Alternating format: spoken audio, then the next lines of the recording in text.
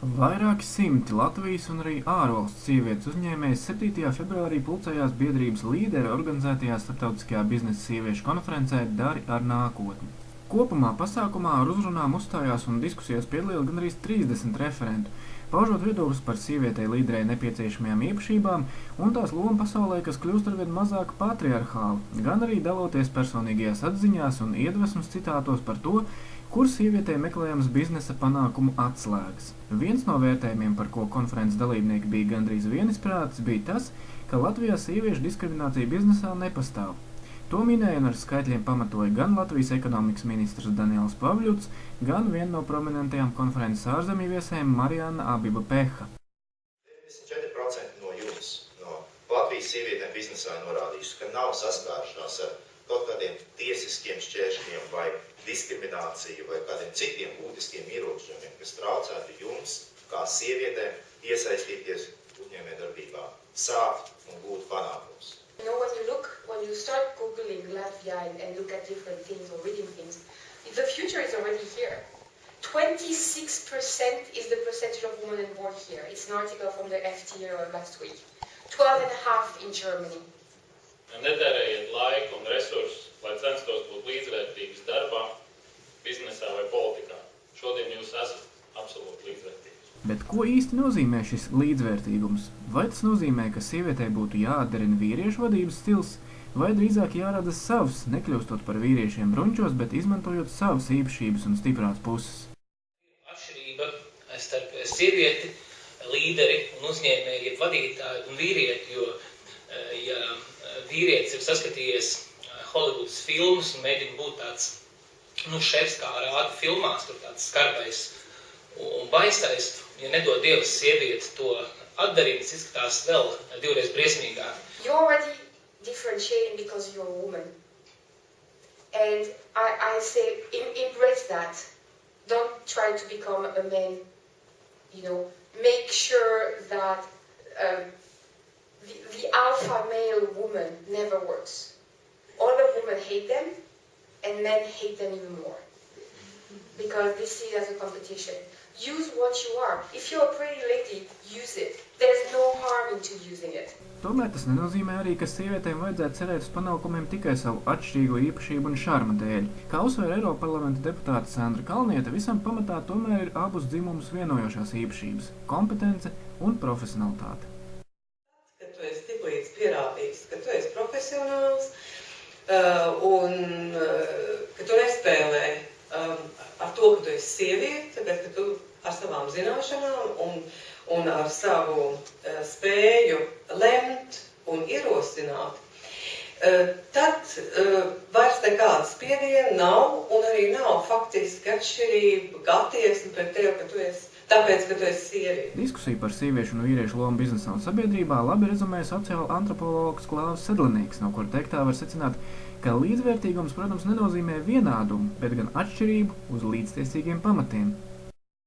Ceru, ka tā Kalnietes kundzes pieminētā nākotnes sabiedrība, kurā dominēs sievietes, nebūs vienkārši patriarchālās sabiedrības apgrieztā versija, kurā vīrieši ir nolikti kaut kādā santehniķu līmenī, un tā ir viņa vienīgā loma.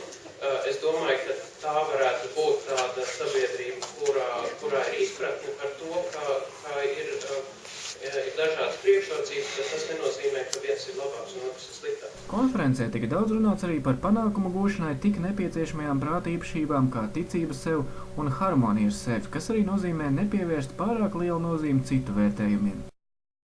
We are, as women, we are creatures of duties. We really care about others, which is great to some extent because we create relationship, we create community, but also it impairs us because we care about what other people think. And when we get negative feedback, it really puts us down. Believe in yourself. If you don't, nobody would. Koko Šanelē ir ļoti daudz atziņu par dzīvi.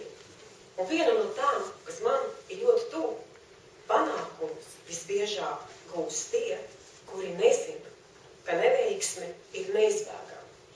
Tāpēc pirmais solis – ticēt sev un savām vēlmēm. Neatkarīgi no tā, ko domā citi.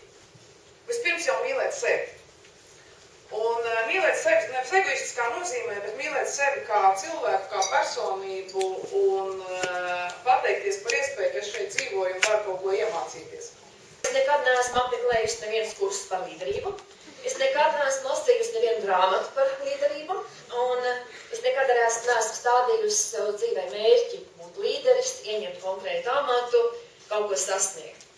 Tas, ko man iemācīja vecāki no maziem gadiem, no bērnības, ka tev pašai ir jābūt atbildīgai par savu dzīvi, tu pati par to atbildēsi, un man vienmēr ir bijis svarīgi darīt lietas saskaņā ar sevi. Un tas nozīmē, man vienkārši vienmēr ir gribējies būt laimīgam cilvēkam. Un man liekas, tad, kad tu atrodi sevi, jebkurā lietā, un atrodi arī laiku, ne jau tikai darbam, bet pats sev esi harmonisks cilvēks, tev arī viss izdosies. Un man liekas, ir tik ļoti svarīgi mācīt atrast sevi, pazīt sevi un nedarīt to, tāpēc, ka tas ir populāri, nedarīt to, tāpēc, ka vairums tā domā, nepakļauties kaut kādai masu psiholoģijai, būt pašam. Konferences iedvesmas runās izskanēja pat garīgas ievirzes atziņas. One piece of advice I'd like to leave you with. And I borrowed that piece of advice from a very famous American mythologist that I like, Joseph Campbell. In one of his interviews he says, "People have the notion of saving the world by shifting things around, changing the rules. No.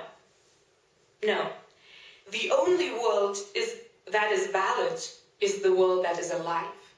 So the thing to do is to bring life to it. And the only way to do that is to find where in your own case life is. And become alive yourself." Atrodiet laiku sev. Izejiet no biroja saulaicīgi. Palutiniet sevi. Esiet skaistas un pašpārliecinātas. Baudiet nesteidzīgas ēdienreizes. Lai jums būtu tik daudz naudas, cik domā jūsu kaimiņi. Tas ir sieviešu laiks, kurš nāk, un es novēlu jums visām to izmantot. Paldies! Mans vēlējums galvenais – esiet pašas. Visām dalībniecēm un klātesošām novēlu visas iespējamās veiksmus visos savos dzīves aspektos. Sākot ar biznesu, bet, protams, neaizmirstot arī savu privāto dzīvi, ģimeni. Viss par labāk.